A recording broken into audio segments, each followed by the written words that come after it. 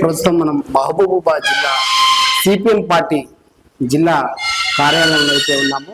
మనతో మాట్లాడేందుకు ఖమ్మం జిల్లా సిపిఎం పార్టీ కార్యదర్శి భూక్య వీరభద్ర మనతో ఉన్నారు. వారితో మాట్లాడే ప్రయత్నం చేద్దాం. సార్ నమస్తే.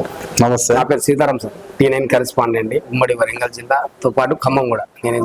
Okay thank you. బాగున్నారా సార్? బాగే. నాకు తెలిసి దాదాపుగా 22 సంవత్సరాల నుంచి నాకు తెలుసు మీరు.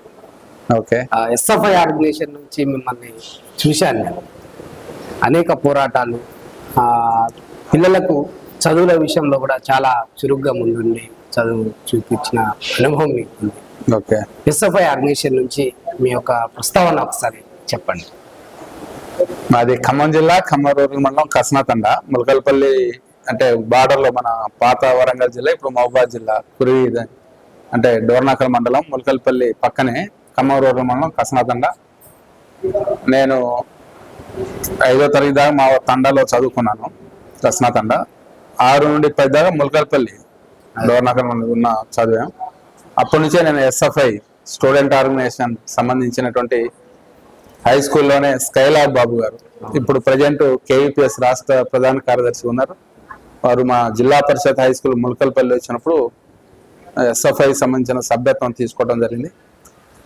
మా కుటుంబం కూడా, మా నాన్నగారు పార్టీ సిపిఎం సీనియర్ నాయకుడిగా కసనాదండ సంబంధించిన నాయకత్వ స్థాయిలో ఉన్నారు. కాబట్టి ఆ భావనతో నేను విద్యార్థి ఉద్యమంలో చదువుతూ ఎస్ఎఫ్ఐలో ఖమ్మం డివిజన్ ఆర్గనైజేషన్లో పనిచేశాను. ఆనాడు మంచిగంటి రామకృష్ణరావు గారు పక్కూరు, మా ఊరు కాసిరాజగూడెం, కాబట్టి తెలంగాణ సాయుధ రైతాంగ పోరాటానికి కేంద్ర బిందువు ఉంది. కాసిరాజగూడెం, కసనాదండ, అటుపోతే వెంకటాయపాలెం, ఇటు ఆందనాలపాడు, ములకలపల్లి, ఇదంతా కూడా తెలంగాణ సాయుధ పోరాటాల నాయకత్వం వహించిన దళాలకి ఆశ్రమం కల్పించినటువంటి గ్రామాలు. అన్ని రకాలుగా ఉద్యమంలో ఆనాడు తెలంగాణ సాయుధ పోరాటం, దొరలకు వ్యతిరేకంగా పోరాడిన గ్రామం. ఆ వారసత్వంగా విద్యార్థి ఉద్యమంలో పనిచేసి ఎస్ఎఫ్ఐగా ఖమ్మం డివిజన్ అధ్యక్షుడుగా, ఖమ్మం జిల్లా కార్యదర్శిగా, ఖమ్మం జిల్లా సహాయ కార్యదర్శిగా పనిచేశాను. అప్పుడు అనేక విద్యార్థి స్కూల్ బిల్డింగ్స్ లేక, ప్రహరీ లేక, సొంత భవనాలు లేక, అనేక సమస్యలు, మరుగుదొడ్లు, మూత్రశాలలు, ఆనాడు ఉన్నటువంటి 2000 సంవత్సరం, 2000 సంవత్సరం నుండి 2003 దాకా నేను ఎస్ఎఫ్ఐలో పనిచేశాను. అనేక ఉద్యమాలకి నాయకత్వం ఇచ్చాను. సార్ 2003 తర్వాత 2026కి వచ్చింది ఎస్ఎఫ్ఐ. అప్పుడున్న ఎస్ఎఫ్ఐ అక్కడున్న నాయకత్వం కావచ్చు, అక్కడున్న పిల్లలు కావచ్చు, ఆ ఏజ్లో ఉన్న అంటే 20 నుంచి 22 ఆ సమయంలో ఎస్ఎఫ్ఐ అంటే ఒక విప్లవ వేదికగా, ఒక బుల్లెట్ లెక్క పనిచేసేవాళ్ళు.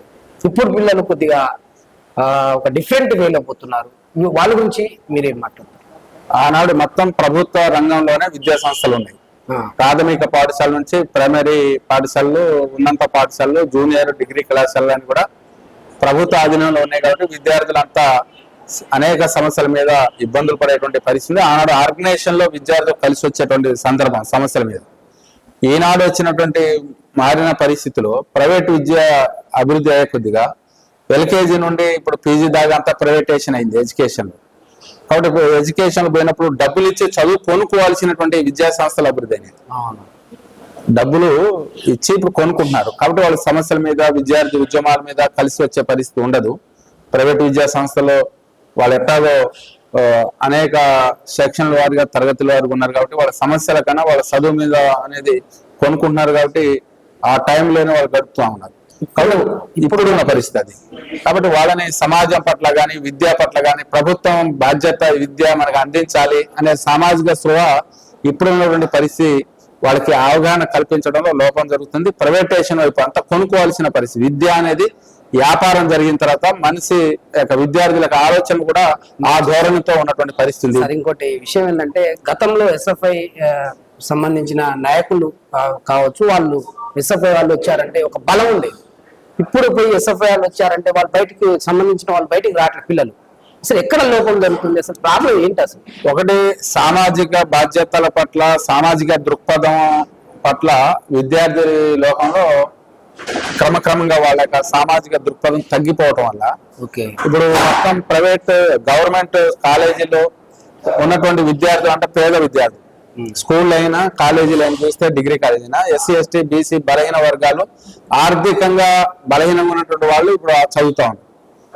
ఈ క్రమంలో టెక్నాలజీ మొబైల్స్ రకరకాలు వచ్చాయి.